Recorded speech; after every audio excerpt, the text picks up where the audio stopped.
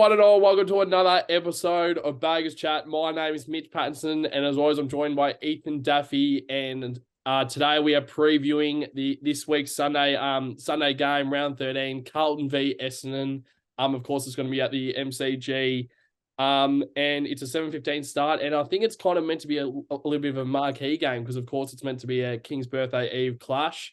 And I think the AFL is trying to make a marquee game between the two of us, which is good to see us getting another marquee game because, of course, Essendon have a few marquee games as well. But, Daffy boy, how are you? I'm good, mate. Another week, another opportunity to see if these guys can pull their finger out. But no, I think it's a cool kind of game. I think they're planning on to have it every year now. So as that kind of marquee King's Birthday, I think they're expecting over 70,000, 75,000. There hasn't been an Essendon Carlton game since 2013 with over 70,000. So that's pretty bad and shows where our clubs have been for the last 10 years. So it's a big rivalry. I think it's an underrated rivalry, Essendon Carlton. I think it's definitely top three, top four, because I think there's been some big games over the years. Obviously, those bastards are celebrating their 1993 grand final win over us. I think it's their 30-year anniversary. So we've got their 99 prelim and all those big games over the years. And one particular moment against the Dons was, I think it was 2007 or 2007.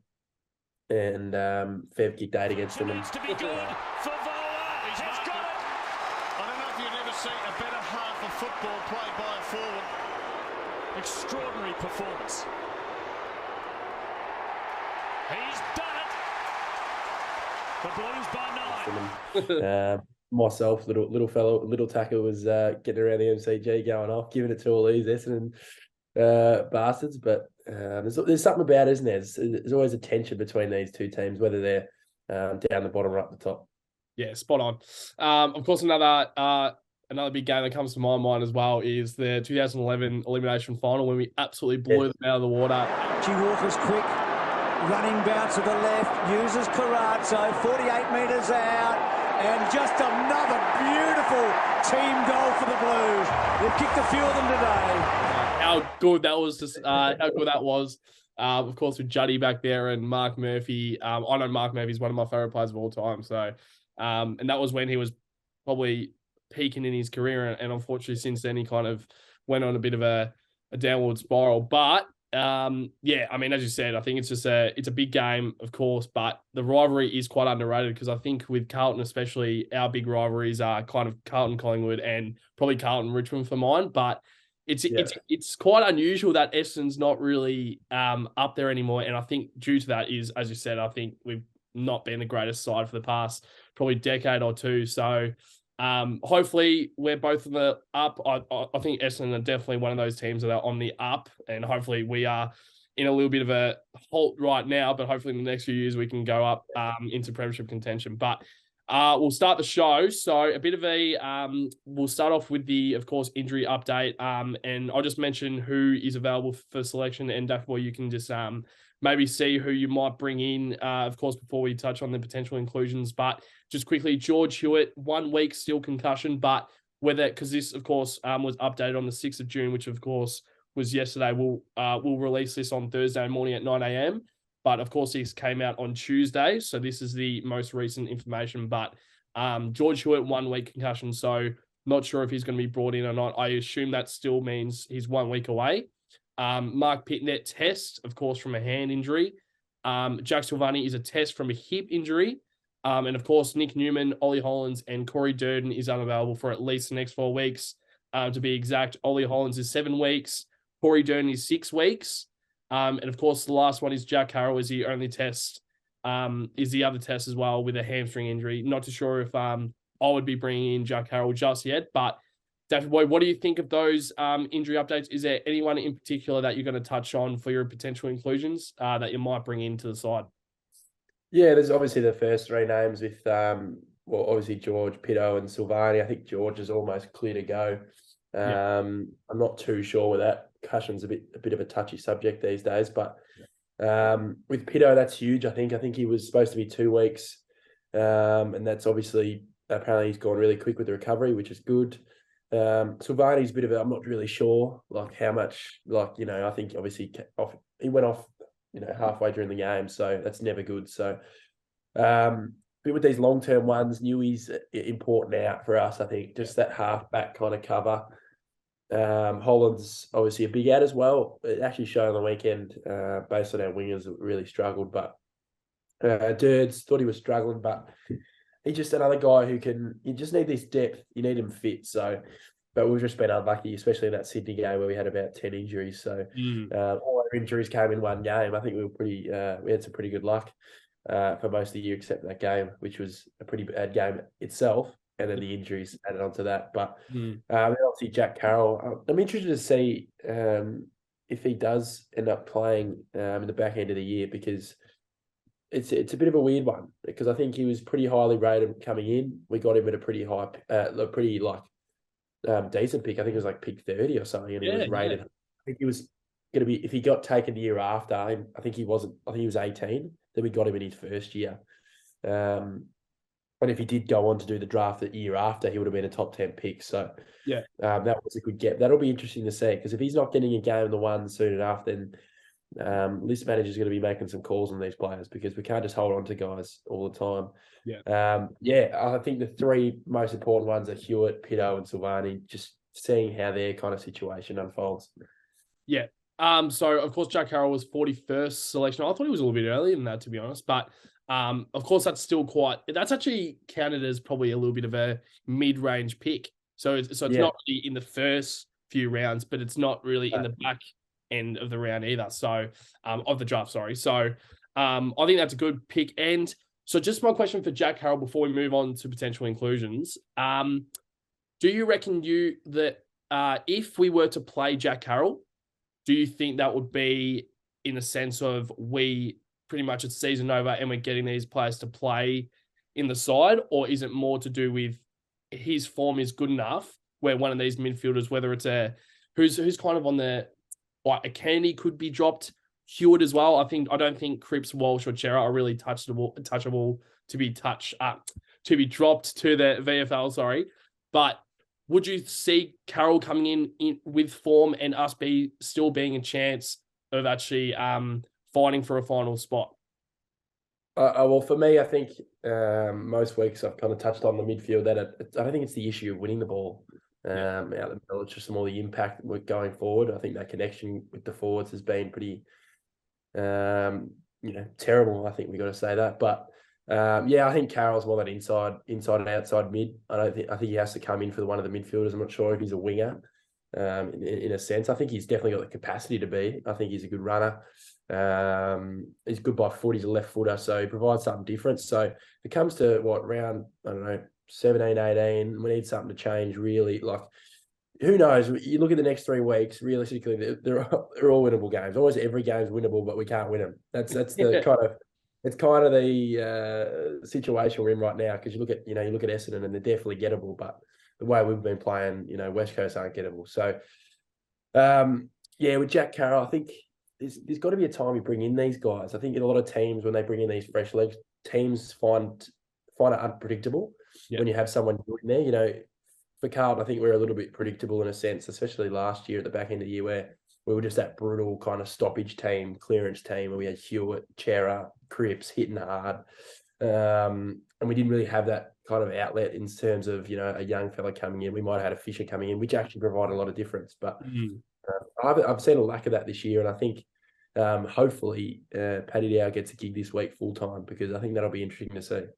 So with Dow's role, is there a type, do you want him to play as an inside mid, or do you want him to be that half forward mid role?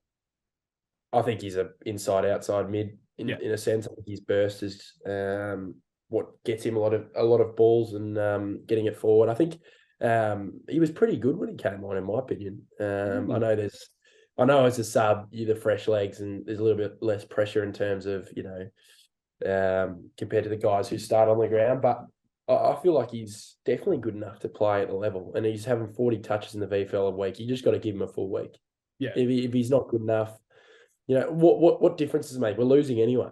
So, it's just like people go, oh, don't play da-da-da, don't play da-da-da. But it's just like, when we're playing these guys we expect to win games with, and they're not winning games. So Just play him, especially the second half of the year. It's going to be massive for him if he can put together a bunch of games, and he could stay at the Carlton Football Club next year. So be interesting thing. But unless a team guarantees him games, he'll definitely go. But interesting watch, Pato.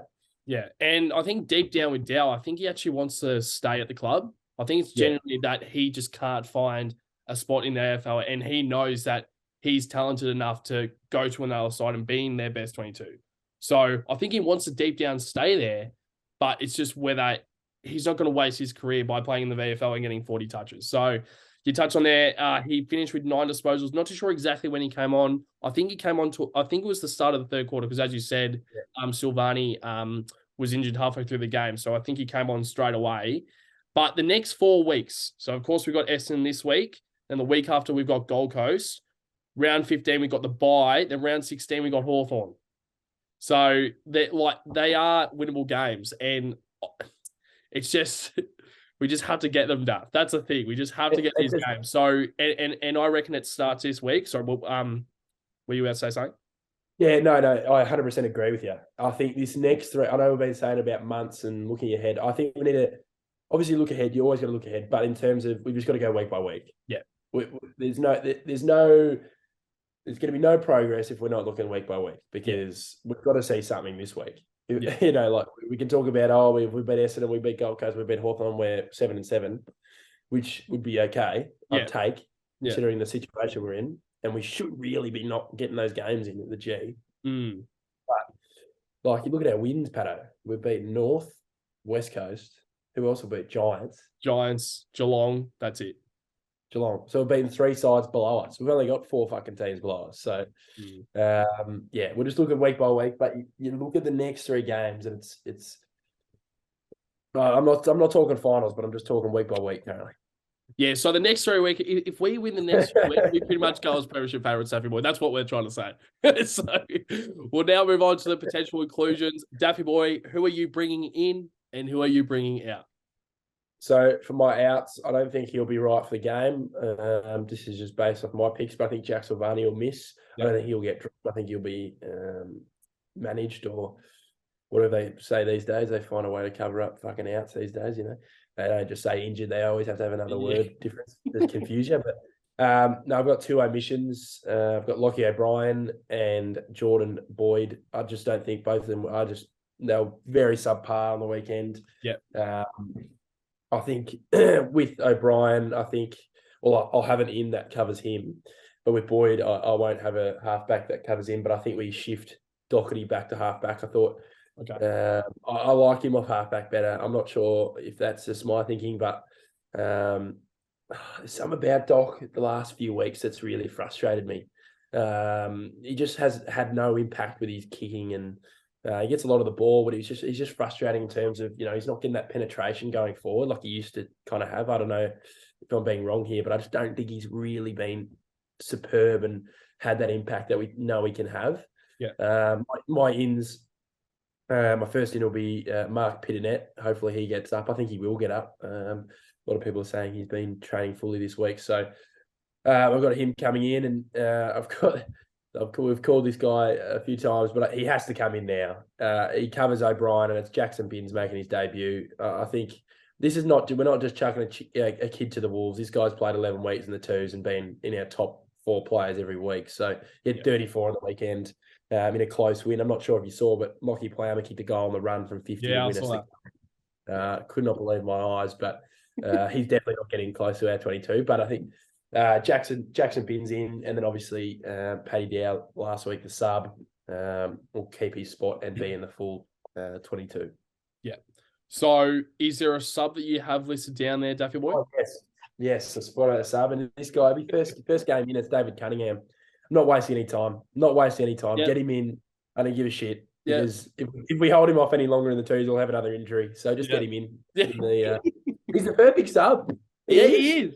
He is. Like if a mid gets down, he can go in the midfield for a bit. Yeah. He can go forward, and if a back goes down, I'm not him go back, but they might shift a bit. Someone else goes back behind the ball and plays that role, and he can play mid or forward. So I love a bit of Cunners. I know it's been a while, but it'll be good to see him out on the MCG because I think he think one of his better games was a couple of years ago, actually, against Essendon. Yeah. I think 2020 when Liam Jones headbutted the ball to win us the game that year. I think he got BOG, actually, if I'm not wrong. Yeah. And then the year after, when we beat him at the G, 2021, Yeah. he was very, very good as well. And he's one of those guys. There's something about him in there, Cunners. He can kick a snag. He's got a bit of pace. No, it's good to see, but we need him out there because I think he's, like I said, we need something different. We seriously need a bit of energy going somewhere else. So it'll be good to see. Yeah. And I know even towards the end of last year and heading into this year, when he was injured, I was thinking like, this guy's close to my best 22. So I rate Cunners very highly. So I reckon when he's in, he like very Chris Judd-like. It is. Cunningham is just very Juddy-like where he can bust through packs, but also he gets a little bit of pace. And as you said, I'm going to touch on my sub straight away because I had Cunningham as well. I reckon he's the perfect sub where even if we get no injuries until 3/4 time, and say if you take out a player, Cunningham is going to have those fresh legs that can really drive the ball forward. So I reckon he's a perfect sub. And I mean, of course, you don't want to have a perfect sub because I expect Cunners to be in the best 22 very soon. And if he performs well, and if he's picked in the best 22, or if he's chosen as the sub, I want him to make an impact. So the week after when we play Gold Coast, he's going to play in the best 22, and we can trust that he's going to go out there and play some good football. But of course, my outs, I had O'Brien, then I had Boyd because I was kind of touching, and then I was thinking, I'm going to stick with O'Brien. So Lockie O'Brien is out for me, Jack Silvani as well. And the other out I have is Jesse Motlop. Okay. I think he is right now. He just needs a run in the VFL. That's my opinion. He's the type of guy that is quite young, and he's still played very a few amount of games for his career where he can't play AFL the whole time. And his role that he plays as a forward pocket, you can't trust him to play a full career in that spot in the AFL. Like, it's very hard to do. Like, of course, there are players out there who do it, but with Motlop, I think I would rather him just have a few weeks in the VFL, get your confidence up, then I'll feel confident that he comes back in and he does his role and he pretty much gets back into the side with form, but also he can go back into the side and know that he's going to do his role. So, yes, Motlop out, and I'm bringing in Jackson Binns. I reckon this is the time he needs to come back in. If he doesn't come back in, he's gonna make his debut this week, Daffy Boy. He needs to come in for a sense of something different.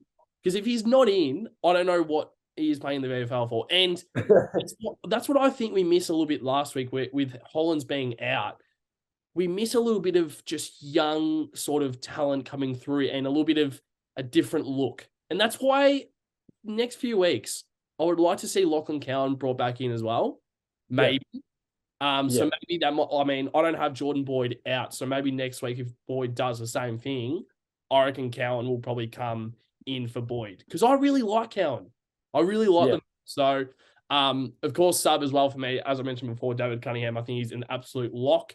So we'll now move. And then I have one more in, actually. Of course, Mo Pitternet. Pitternet, of course, is in.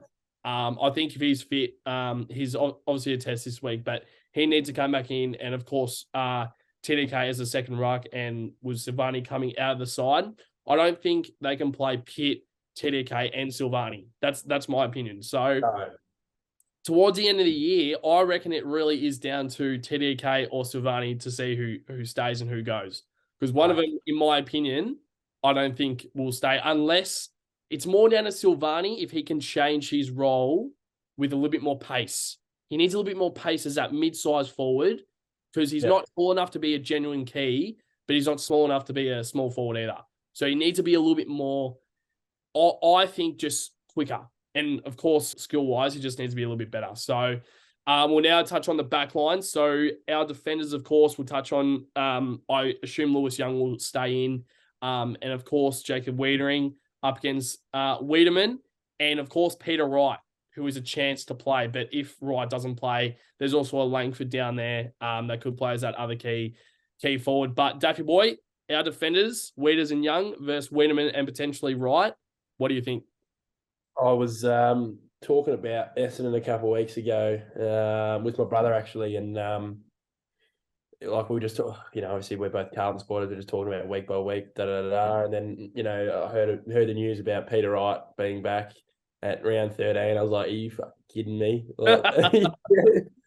But honestly, I think the way Essendon have been playing in terms of their forward line, they just don't have that key pillar, which has actually almost helped them in terms of they're not predictable. Like I've been saying, I think about last week with Melbourne's forward line, you really don't know who's going to be kicking their 5 goals or 4 goals. You just don't know who's going to be their main goal kicker in the game. But yeah, I think both of these guys are very capable of, on their day, kicking a few goals with Wiedemann and Wright. But I think I'm pleased to see our back six playing well. I'm very, very pleased. I think obviously forward of the ball we've been struggling, but behind the ball, I think the last few weeks have been very, very good, especially against Melbourne, who are a very attacking side, and they definitely had a few inside 50s last week. So with Wiedemann, I think Wiedemann would take, or he'd almost take a Wiedemann. I think almost a Youngo sort of right in terms of height, because 2 metre Peter, he's a big fella. But I think I'm really liking there's something about Lewis Young. And I know Wiedering's been good the last few years. There's something about Lewis Young, I don't know if you agree, but there's just something I like about him. He's just a smart footballer in terms of simplifies everything. Because I feel like we went the ruck on the weekend. We won a few balls out the middle. He was playing smart in the ruck, wasn't over complicating things. Yeah. And we're getting a lot of balls. Like in that last 10 minutes of the last quarter, we had plenty of the ball going forward. Yeah. We just couldn't capitalise. So I think those two are capable. Obviously, they've got the package up there and a few other small forwards. But I think, you got Brody Kemp, who's in good form as well, being that intercept mark. He's perfect for us. Yeah. He's absolutely perfect. And we'll have to see how, if Gov plays, you'll have to pick someone up, maybe a Langford or something like that. Or but they've got other smalls running through there. I don't really like to rate the Bombers, but I think they're playing decent footy. But I think they're in I was thinking about it last night. They're in a very similar situation they've been in for the last decade, where they have a bad year, they get a better fixture because they were bad. Due to the worst fixture, they play well. They play above themselves. Then watch, and they'll play this season. They'll play above themselves. Next year they'll get a harder fixture because they finished higher. And you watch how they go. Yeah, I'm telling you, I was looking through different ladders every year, like how they keep going up and down, up and down, up and down every year with the same list. Yeah, is ridiculous. They just stay in this like 8 to 13, 14 mark. But it's like 1 year that it's like it doesn't. You can't have that. You just seriously can't have that. But it'll be interesting to see if they can break that mold next year, because that's where that next step is. Yeah, because if they get a harder fixture next year and they go, are we going to go back in our shells and miss finals again? Because they're seriously, the way they're going, they should be making finals. Yeah, they're 7-5, which I can't believe we've switched places with them. It's considering where they were last year. And especially the game against them last year was one of the easiest games I've watched in my life. So, it's I think I'm comfortable with their defenders, Pato.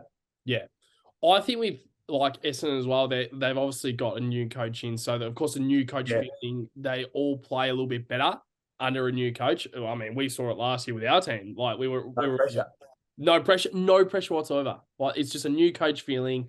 And that's the thing, because, like, you see it from Essendon's sense where next year they'll probably get a harder fixture if they do make finals. But also, if we don't make finals, next year we'll have an easier fixture as well. So, like, of course, we want to make finals 100% this year, but you kind of need to see, we always need to see the pros of the club, because we always are going to support them. We always are going to support them. So if you see the pros for next year, if we don't make it, we will have an easier fixture. We'll have another year under Voss. All these players are getting another year of progression into their football. I don't know. I don't want to look towards next year, Daffy Boy. It's still very much alive this season, 2023. But I think one thing before we move on to the midfield is Wiedering, Young, Kemp, McGovern, Chin Cotter as well is quite. I mean, he's not overly small, but he's quite tall as well. Is that quite a tall back line coming up against an Essendon who don't have big key pillars? But other than Wright and Wiedemann, They are quite small. Of course, they got Langford down there as well, but they are quite small. Is that a little bit of a worry for you, Daffy Boy, with us playing a little bit too tall? No, I don't think so. I don't really count both Chincotta and I almost Gov as well. I think he can play small. So I almost think it's a benefit in the air. We just need to force them to have, their inside 50s not to be darting low balls. We just need them to get it, that pressure from the midfielders. Once they, Essendon have the ball in their hands, we've got to be forcing them kicking long like we do, in a sense. Yeah. Going forward, you got to be. I think it's onto the midfielders to provide that pressure. No, I think guys like Chincotta and if Boyd, obviously I've got Boyd out, but if he's playing, obviously they can take the smalls, and then I'd love Doc to shift back. So, yeah, it's interesting. But I'm liking our back six dynamic for a sense. Yeah, spot on. We'll now move on to the midfield, of course. As we do every single week, we always name 3 midfielders from us, 3 midfielders from them. So with their midfielders, it's quite tough to actually see what they're going to do because, of course, they're missing Parrish, which is a big out for them. But, of course, our 3 midfielders hasn't changed from last week. Paddy Cripps, Sam Walsh, Adam Chera, up against Zach Merritt, who is having a super season. He's up there for the Brownlow, in my opinion.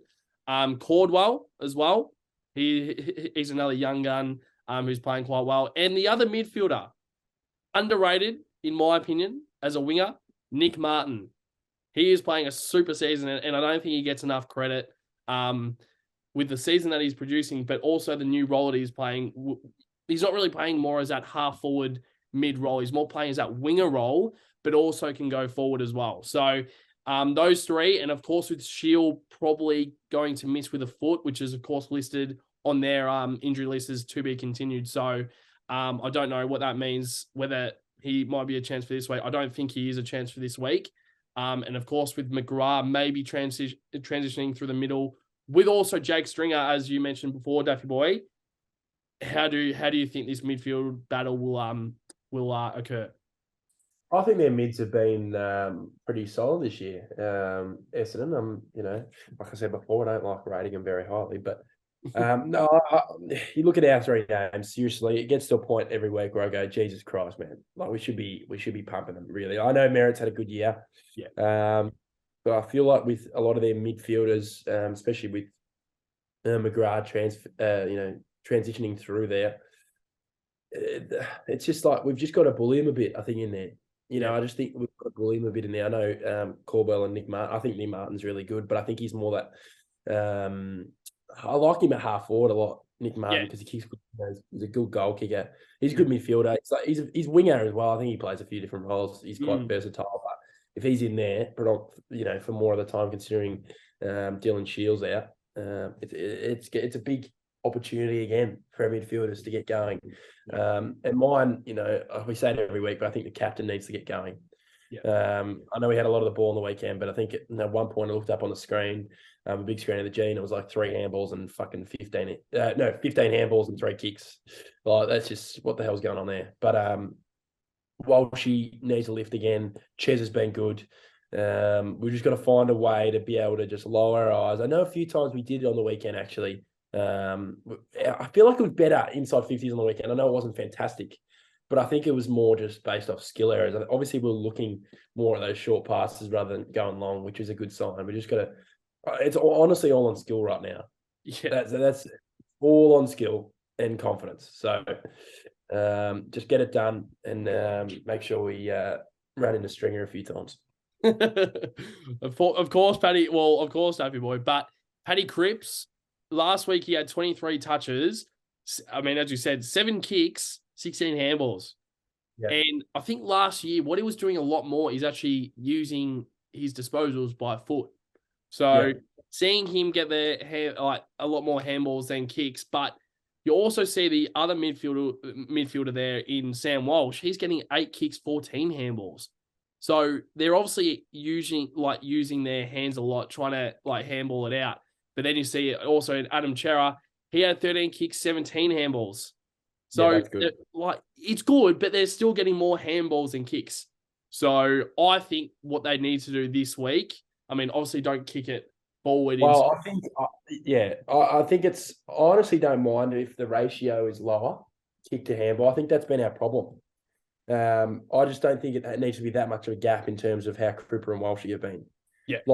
That's just my view. I think, they talk about handball to kick ratio a lot, football teams currently. I think the handball ratio just needs to be a little bit higher because you're getting that run. You know what I mean? I think we've been too kick-based at the start of the year. But with Chera, I get what you're saying. I completely get what you're saying. But I think with 13 and 17, I don't mind that because by foot, Chera's been superb. So if they just continue to, I guess, shorten the gap in terms of handball to kick ratio, I like that. But I think in terms of our football team, I think we need to get moving with these halfbacks. That's why I want to shift Doc back on it, make sure him and Sard on either side.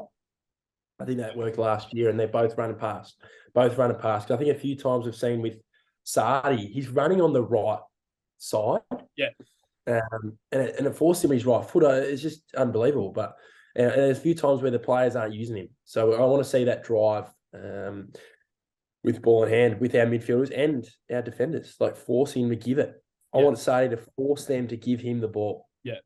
And the exact same thing with Sam Dockery as well. And that's why I think it would be really good to see him as that half backer where you've got one side of because it's great because you've got two half backers that are really good ball users, and Sam Dockery is a right footer and Sardi's a left footer. So if you look to the left side, if it's Sam Dockery there and Sard's on the right side, boys, sort it out. So you guys switch, and then say if it's a Pitnet in the middle of the ground, I'm using him as an example. Yeah. He could look to the right. You got Sam Dockery there who could charge forward rather than Sam Dockery going as that, because I hate it when Sam Dockery is at half forward flank transitions to the midfield. Yeah. I hate it. I hate it. And you see it so often, and you're like, Sam Dockery, one, is a defender playing as a midfielder. He should 100% be a defender, and when he gets the chance, that's when he goes through the midfield. He doesn't go forward as a half forward flank that goes up into the midfield. I don't like that at all. I want Sam Dockery only as a midfielder if he's receiving the ball one off a clearance to get it forward, but also if there's a change, if there needs to be a change in the midfield, that's when you have Sam Dockery going through there as a midfielder. But Sard, we need to use him more, because we were about to touch on in the backline Sardi as well. I forgot to, but you just need to use him more and use him more effectively where he gets space. Even if there's someone on him tagging him, bump him out of the way. Sardi is the creator where when he gets the ball, he's the guy that drives the ball forward for one, but also his kicking efficiency last year was fantastic. So, and I don't think I've really seen much this year of him actually hitting targets because he's under pressure. It's not necessarily him having the ball and making a crap error because he's under no pressure, blah blah blah. He's actually under pressure. So when he gets the ball, make sure he is one in the clear for him to make a good decision with the ball in hand, but also just get around him where you know that he's one of our best ball users in the team. So you need to use him more when driving forward. So we'll now move on to the rucks, of course. So we expect Pitnet to be back. We aren't too sure yet, but we expect him to play this week. So we'll name him in this matchup. So, of course, it's Mark Pitnet and Tom DeConnie up against Draper and Phillips, the former Blue. So, and of course, my question before I touch on the matchup, I guess, in a sense, Daffy Boy, if Sauce is fit, we both expect him to not be fit.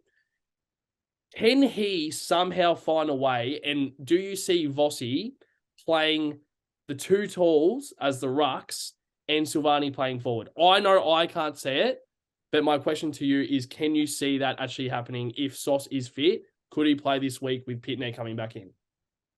I could definitely see it happening, but me personally, I wouldn't really want it to happen. But I think in a sense, we're just not getting enough out of our other forwards. So if it comes a time where you do have to play Sauce, Teddy K, Harry and Charlie, I think there's just been too many times this year where, Harry or Charlie, or particularly Charlie's been kicking goals, and then you just look at the other half forwards and they've been kicking ones and just having no impact on the game at all. So if you do play Sauce, then maybe you can play that high half forward, just push up the ground.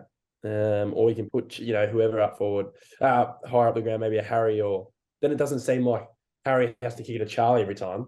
If he puts up the ground and Harry takes a mark on the wing, he looks up and he goes, fuck, I've got TDK, Charlie and fucking Sauce. Yeah. flying the ball. So Yeah. that could work, but I don't think it will happen this week. If Pito comes in, I don't think they'll trial it this week. Mm. And that's why Silvani, in my opinion, just would be such a vital asset to this forward line. If he could just be a little bit more of a medium-sized forward, like a Bailey Fritsch.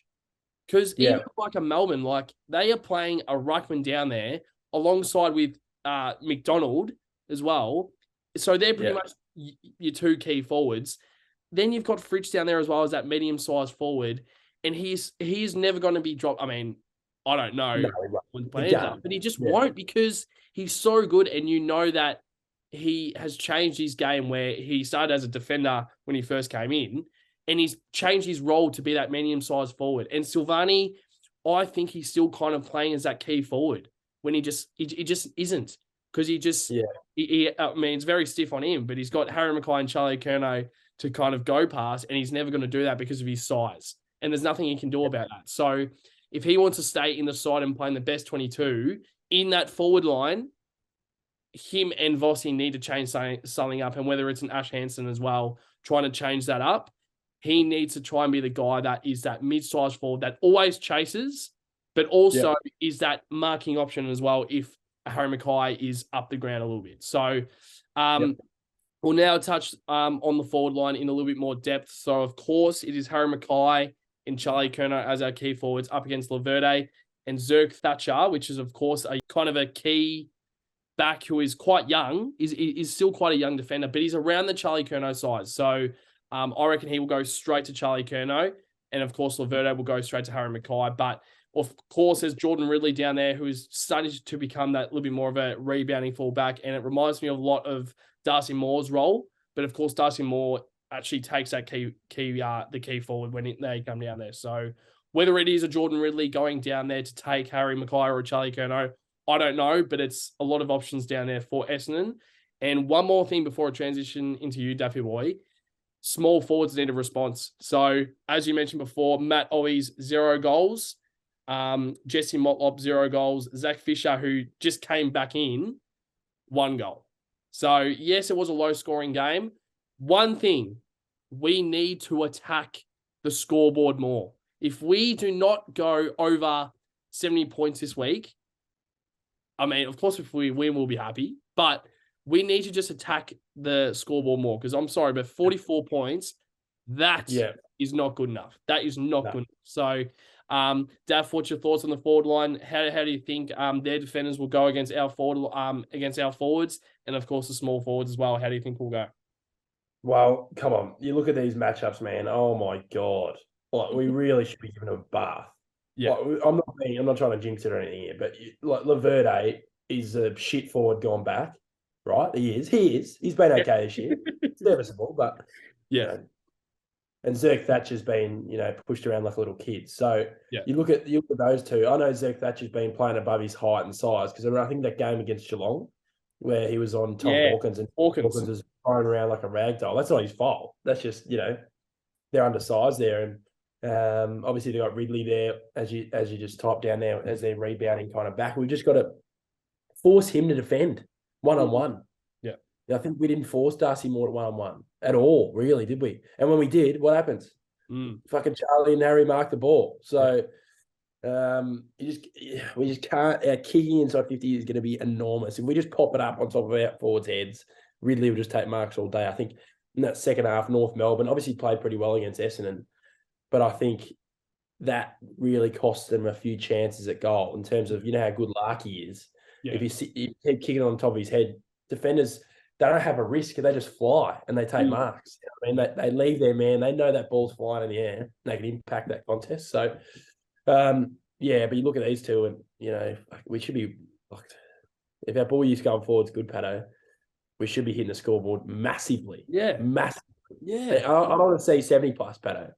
I want to see 90 plus this weekend. I want to see 100 plus. Yeah. I'm not taking any crap. I want to see enjoyable football. Yeah. A good brand of football. Scoring. Yeah. Release the shackles. Yeah. Release the shackles this week, Vossi. Tell them, fucking we're going forward. We're hitting hard. We're going forward. Yeah. Because that'll sort itself out. Yeah. It'll sort itself out. Because scoring is good footy, Patos. Scoreboard pressure. How much pressure? How much better is when you're on putting, goals on the board and points on the board against a team, they feel the pressure. Scoreboard pressure is the biggest out of any type of pressure, whether it's tackling pressure, external pressure being fans. Scoreboard pressure is the biggest thing ever. When you might be dominating a game, the other team get kicks a few against the flow. How bad is it? Because that's pressure again. Because then they go, fuck, we get back to the middle going, we've been killing them and they've kicked 2 goals. I want to see that this weekend where Essendon might have a bit of momentum for a 5-10 minute patch. I want to see us be able to hold that, but also go back with transition and go forward and kick goals. Yeah, because that's what teams win games, and good teams win games where they might be a little bit off, but they kick goals. I think with you see it a lot, especially that Anzac Day game. They barely played a good quarter, except for the last quarter, and they win the game by 4 goals, Pato, because they can score goals when they're not playing so well, and we can't even score goals when we're playing well. So it's so hard to watch currently, and hopefully come Sunday night, we're releasing the shackles and just getting it forward and kicking goals, because that's what we all want to see, and we want to be celebrating something, because I've not celebrated much the last month or so. Enjoyed it. Well, completely spot on, and that's why I think Collingwood is so good this season, because they have 3 or 4 options that have the capability to kick the 5 goals. When realistically, our only 2 options realistically is Harry Mackay and Charlie Curnow. That is the chance to kick that 5 goals. Other than that, there's not a lot of options. And one thing, and you said it, I think that was one thing that I completely agree on, is I don't know if you mentioned it then, but it was I reckon last year, the reason why the fans were so on board with this club is how much we were scoring, how much we were attacking the scoreboard. When we kicked 5 or 6 goals in a row in a quarter, we loved it. And have you noticed this season, we've just been the supporters are just like, me included, I just get like, it's just the same stuff. And I'm like, defensive and stagnant, nothing coming forward. That was the number one thing this year that I've found. Like, yes, of course, it's great that they've been focusing on the defensive system, because that's what wins premierships, of course. But you also need to attack. You need to attack. You need to be exciting. And that's one thing I reckon this season, this week, try and take it up to their defenders, because I reckon Essendon, that they attack more, but they aren't aren't as great as defending. No, they're not. Great at defending. So this is the chance where I reckon Vossi should just say, defenders, you know what to do. The focus isn't really much on you. It's now on the forwards. You just get it forward. Just break the lines. If you get the ball, take it on. And that's why I want like a Jordan Boyd playing, because I reckon last year, that's why he was so great last year, because he had the mentality of, the coach wants me to attack the ball and move the ball forward, drive the ball forward. But this year he's a little bit stagnant, and you can tell. Like, I'm using Jordan Boyd as an example, because I know how great of a footballer he could be. But I've just seen that he's just been very stagnant, and in some sense, he doesn't know what to do. But say have a look at Brodie Kemp, and he's one guy who is very attacking, and mentally he's attacking, and he's tried to take on that extra the extra kick to get it forward, and he's looked really good. And I'm like, where has this been? Where has it been? So I know. I reckon my number one thing this week is attack the ball. Attack. Don't be defensive. Don't be stagnant. Take risk. Take a risk where you are willing to score. So last segment, of course, Daffy Boy, match predictions. It's going to be very interesting. I know I have said this from day dot ever since we started playing like complete shit. I am not changing my mind on this club before they show us on game day what they are going to do. And that's when the week after, if we get a win, that's when I'm going to change my mind. But right now, I am not going to change my mind with my tip. But Daft Boy, first things first, what have you gone with? Best on ground. I'm going to start off with the ex-Bomber. It's going to be Adam Sard. Shit. Best on ground. He's going to have over 27 touches, and he's actually going to kick a snag on the run, and the crowd will roar when we, decrease the deficit to 11 when we're on 34 points. So it'd be good to see. No, seriously, no. I think he'll be best on ground. Point of difference. I think I've had him as my point of difference about 7 times, and he hasn't actually played. So Jackson Binns is going to be the point of difference.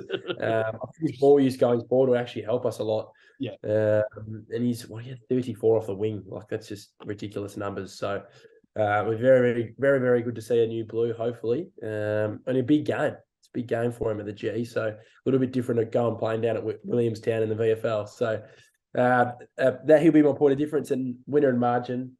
I completely agree with you in terms of I'm not getting excited yet. I'm not excited at all, but I just feel like we always match up well against them. And I know, personally, I don't think we'll win. I just don't. I think we'll win, actually. I think we'll win. The people watching right now are seeing my mind work in live time right now, but I think we're going to win this game of football, Pato. I completely agree with what you said. They've got to prove me otherwise. We have not been good enough. It's not going to be easy. Yeah. I don't think it's going to be, we're just going to blow them through the water, but I think we'd have been about 22 points at the MCG, Pato. Yep. Don't mind it. That's a thing. And that's why we match up against Essendon so well. But the number one thing that comes to my mind is against the Western Bulldogs, we always match up so well against them. Always. Yeah. And I'm like, oh my God, they've done it again. Like, they've actually done it again. And that's the thing. I am not trusting this club. This club is not worthy of our of our trust just yet. They need to show something. And if they produce 2 or 3 weeks of a different type of football that leads to wins and scoring, that's when it changes my mind. So, of course, deep down, I expect us to win. We should be winning. Yeah. We should be winning, but I don't think we will. That's my thing, because I've seen complete arse for 10 weeks against something else. So, of course, match predictions. Best on ground, I've gone for the Mr. Consistent, we call him, Adam Chera. He's just every single week producing great football. So he's probably the one guy that can really hold his head high. So he's my best on ground. Point of difference, I agree with you with Sardi. I reckon he's going to be that point of difference where we're going to use him in a different way that we've done this season. We're going to use him in the way that we used him last year, which made him All-Australian, and use him when he is effective. Like, use him. Don't give it to him on his right side where he has to go back in, because that makes it predictable for the opposition. So just use Sard in a valuable way where it's going to drive the ball forward, as we mentioned before. So Sard is going to be my point of difference, and of course, winner plus margin. As I said before, I'm not going to tip Carlton. So Essendon Bombers by 12 points. I'm only going 12 points just because if we just see a different brand of football and it's going to be a close-ish game, I still think it's not going to be like a 4-point loss, because I feel like if it's close, we're going to probably get just over the top of them just because we're a little bit more mature in a sense. Yeah. I think if Essendon are probably 2 goals or more, that's how they'll win. So that's why I've gone with exactly 2 goals. So I was by 12 points for me. But yeah, once again, it's another, we've been saying it every preview, I reckon, ever since probably since the Eagles win, it's a chance for them to respond. It is a chance for them to go out there this week, do something different. And I have liked how they haven't really said much in the media. We called for it last review. They haven't said much. Of course, Sam Donkey has come out, but other than that, there's not been a lot of stuff going through the media from our sense. We haven't really initiated our comments in the public. So I reckon it's good. Keeping it quiet, keeping it internally, what you want to focus on, and then when you go out on Sunday night, that's when you actually go out and you produce your best football. So, of course, it's a Sunday night game, which is very unusual, but of course, it is the King's birthday Eve clash, which is the marquee game. So, very much looking forward to it. Of course, Daffy Boy, we are going with each other, so cannot wait to go. Just hopefully we can see a Blue Baggers win, and hopefully we might be the reason for that. I reckon if we win, we'll just say we are the reason for that. No, but David Boy, is there anything else you want to touch on for the episode? Just win. I'm sick of the talk of negativity. I'm sick of the negativity for the last 6 weeks, or 7 weeks, or 8 weeks, or 20 years of my life. So can we just win this week because it's important. We just want to see a win. I know you can talk about finals and that, but there's nothing better than a win of the MCG. I'll tell you right now, whether you're fucking 1-20 or top of the ladder, there's nothing better than a win of the G, and especially against this mob that we don't like very much. Yeah. So get it on, boys. I don't know if we really talked this episode up enough about how much we hate this club. Like, I reckon with me, Richmond's kind of gone a little bit above Essendon with hatred, just because Essendon, they've been, I mean, this might come back to bite me in the bum, but they've been quite irrelevant in the past few years, Daffy Boy. They've been irrelevant. So I reckon this week we try and we put them back in their place. I reckon we'll kind of take over them, and they'll go back to being mediocre and irrelevant, Daffy Boys. So make sure to all the viewers out there, like, comment, subscribe on YouTube, and of course on all the platforms we're on for podcast sense. Make sure to get around Spotify, Amazon Music, Apple Music. There's a lot of platforms we're on, so make sure to try and share the podcast around. And of course on our socials as well. We're on Instagram, Facebook, TikTok. Make sure to get around all of that. But to all the viewers out there, all the blue baggers out there, and of course you, Daffy Boy, as well. Up the baggers. Can't see it again. Here we go. There we go. I can't get it There up. we go. Boy. Woo! Here it is. All right. Up the baggers.